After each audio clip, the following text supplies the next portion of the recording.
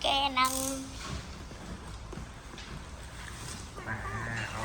người kêu tôi nhìn tôi wow ok cái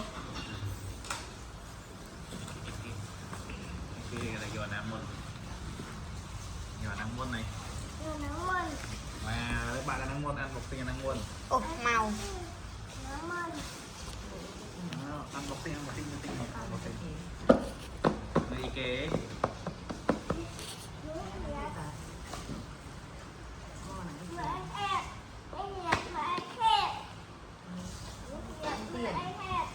iPad.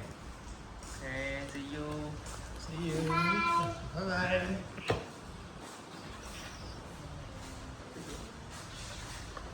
ôi mà anh ớt con mà nó chật mà khơi nó ở đấy Wow. Mau lên kia. Chúc con. ủa bà sao Anh ấy chế.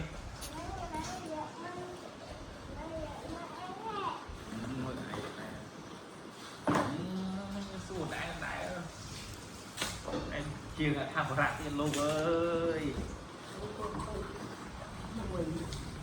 Wow. nhìn nó đi kia Em lấy cái nó hết rồi. nó kia nó ngoài nó kia ngoài nó ba hay nó ba hay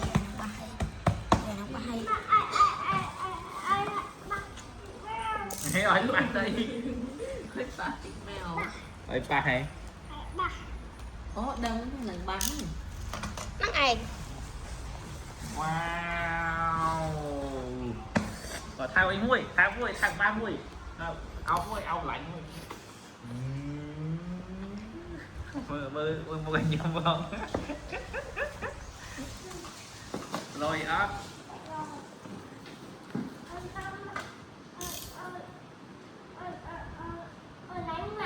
Mình ba hàng. Ok, đi chết ba rồi ơi. Trời. Rồi lại chú. Trời. Rồi dân người đi. Wow.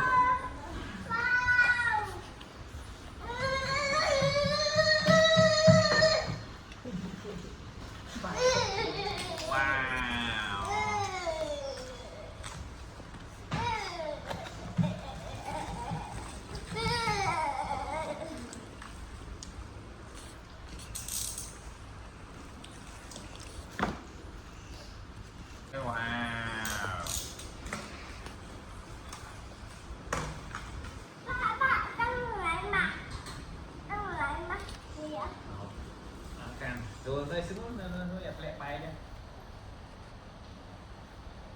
Ở đây tục xanh dương từ tay rồi dương bên đây pha sữa độc màu muối cứ bán và tí cứ mai thép cái tri áo này thì mấy cứ nè màu cân đồ mày em treo này